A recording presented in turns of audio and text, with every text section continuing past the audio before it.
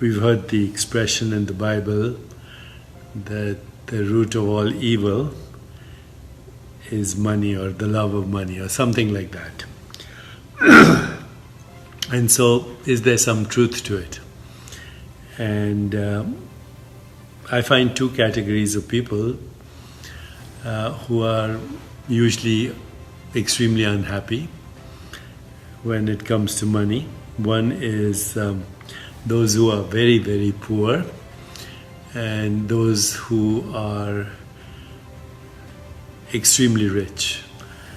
And the reason I believe is that all they think about is money. Deepak Chopra, an Indian-American author and New Age spiritual guru who's a popular figure in the New Age movement, delves into the profound impact of money on our lives, proposing an exploration of its metaphysical dimensions. Let's compare money to a river flowing through a town, vital for sustaining life, but also capable of destroying if not managed wisely. This analogy illustrates how money serves as a crucial resource for fulfilling societal needs and desires, yet its misuse can lead to distress and imbalance.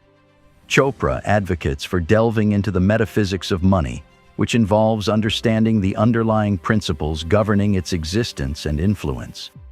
By examining not only its tangible aspects but also its deeper implications on human consciousness and societal structures, individuals can gain insights into how their beliefs and behaviors regarding money shape their experiences. Chopra emphasizes the duality of money, recognizing its potential to be both a source of abundance and a cause of suffering, depending on one's perspective. By cultivating a deeper awareness of money's metaphysical nature, individuals can transform their relationship with it from one of fear and scarcity to one of abundance and empowerment.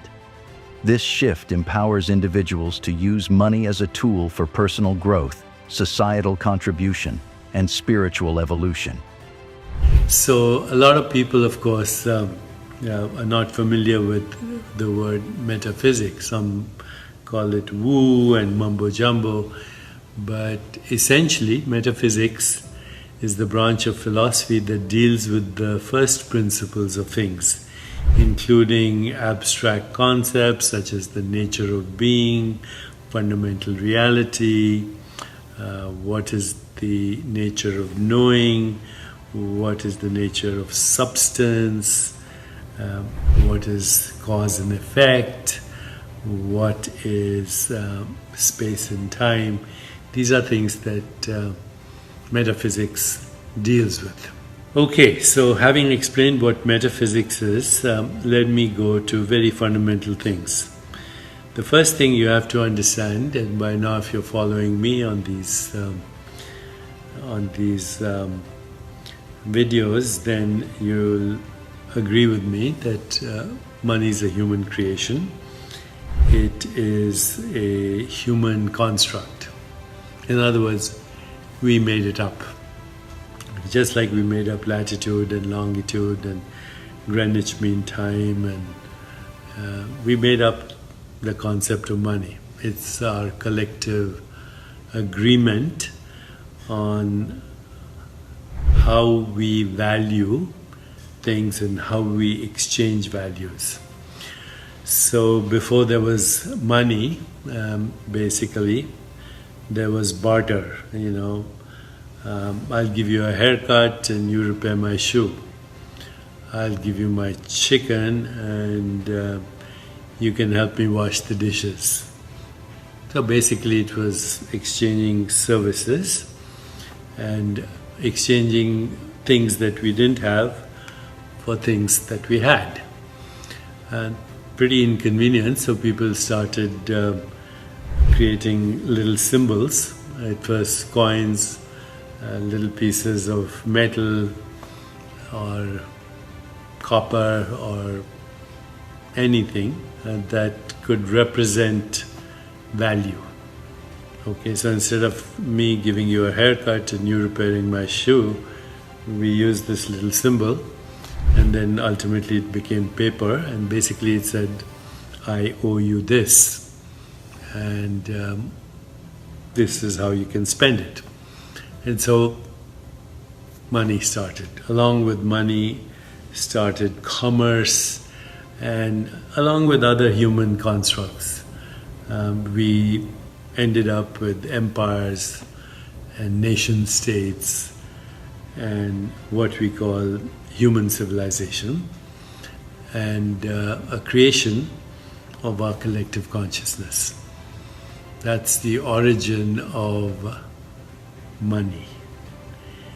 And now, of course, money rules the world. There are countries so poor that they have huge problems, epidemics, violence, and all kinds of corruption and cronyism and influence peddling and issues like money laundering. Money laundering is an essential part of how big organizations indulge in terrorism. Without money, you can't go to war. And so money is creating problems in very poor countries, and it's no different in very rich countries. Deepak Chopra discusses the realm of metaphysics and its relevance to our financial lives, aiming to uncover the fundamental principles that govern existence and reality. Metaphysics, in essence, delves into the deeper truths of life, moving beyond the tangible to understand the underlying reasons behind things, such as the nature of being, reality, and consciousness. To illustrate this concept, consider the analogy of gardening. While one can focus on the physical tasks of gardening like planting and watering, a deeper understanding involves acknowledging unseen forces such as growth cycles and the connection between the gardener and the garden. Similarly, understanding the metaphysics of money requires looking beyond its surface as a mere medium of exchange to explore its deeper implications on individual and collective experiences. Chopra emphasizes that money represents more than just material wealth. It symbolizes value and abundance. Our beliefs, attitudes, and perceptions about money significantly shape our relationship with it and our experiences of wealth. By grasping the metaphysical principles underlying money, individuals can gain insight into how their thoughts and emotions influence their financial reality. Moreover, Chopra highlights the link between money and consciousness, suggesting that our level of awareness directly impacts our financial outcomes. Just as soil quality affects plant growth, our consciousness affects our relationship with money and our ability to attract abundance. Recognizing money's symbolic nature and its connection to consciousness enables individuals to transform their financial reality and cultivate a more abundant and fulfilling life. I created these 7 laws that follow the same principles of the 7 spiritual laws. Okay? And I'm going to call them the 7 laws of abundance. First law of abundance is that the source of abundance is infinite. Once again, the source of abundance is infinite. Why? Because the source of every experience is consciousness. And consciousness is by definition non-local, has no form, and therefore it's infinite. And the source of all experience is infinite, and therefore it can never be in short supply. Number 2, whatever you want to receive, and let's say this is the second law, whatever you want to receive, start by giving. So we can, start with simple things. If you want attention, you pay attention to others. If you want respect, you give respect to others. If you want love, you give your love to everyone that you meet, and respect, love, attention, affection, appreciation, acceptance are very simple things to start with. But if you want to generate wealth, then figure out a way to generate wealth for others. And also figure out how you can activate abundance consciousness in others. And one way to do this is also to experience gratitude. Law number 3, money is the exchange of values. In fact, the way a society spends money is a clue to their values.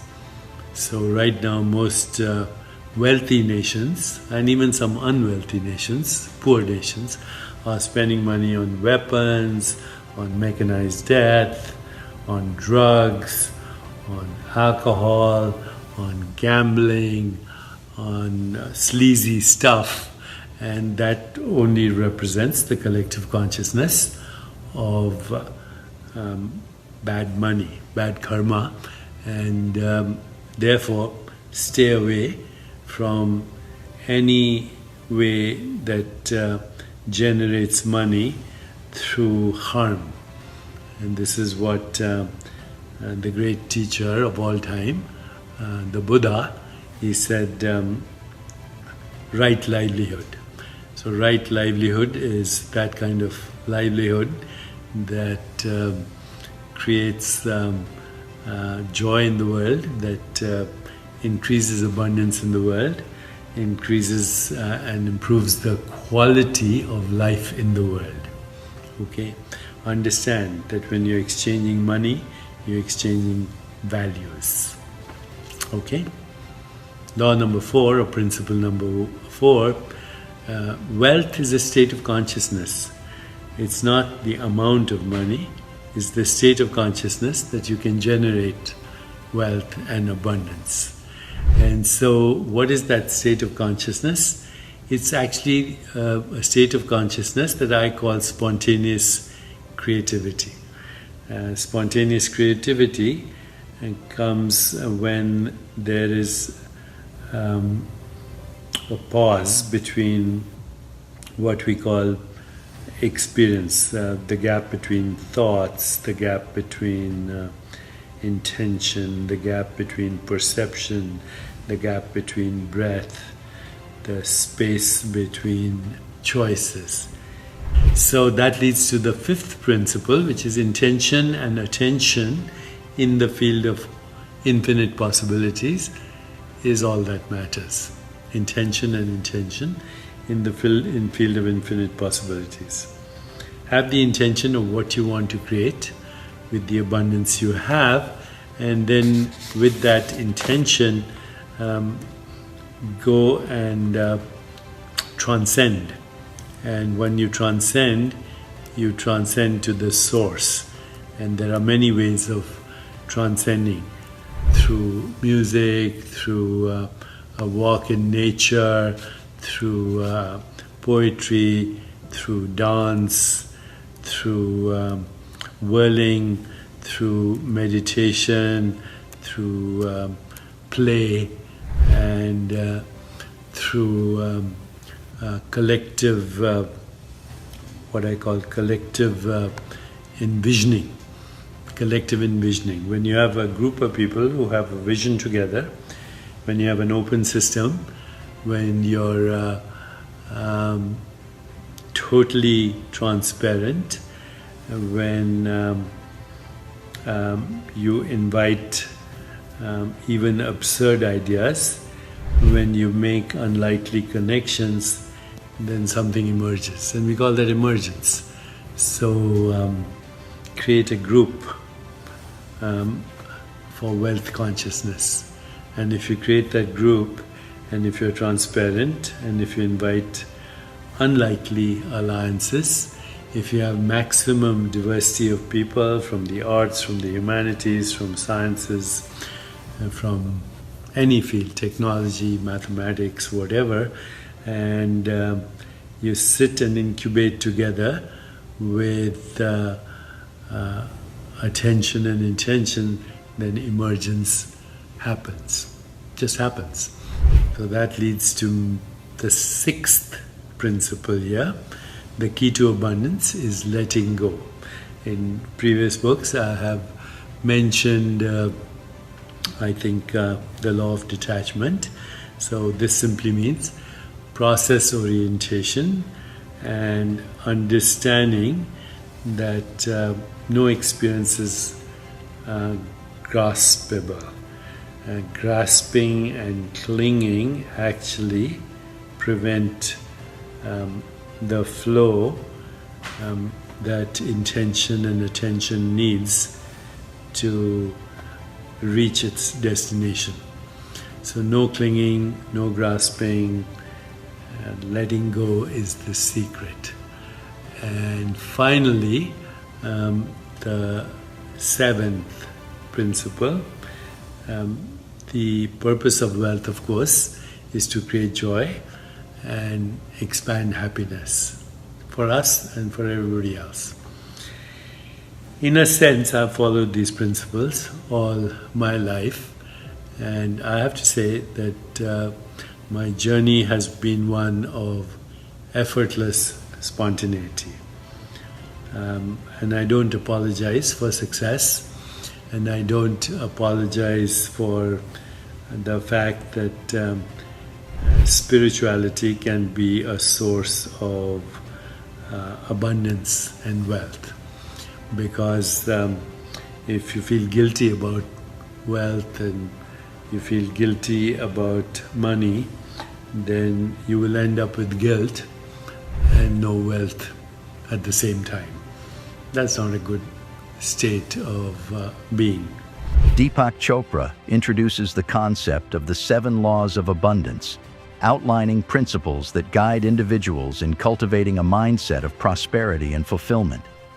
These laws offer a framework for understanding how abundance operates in the universe and how individuals can align themselves with its flow.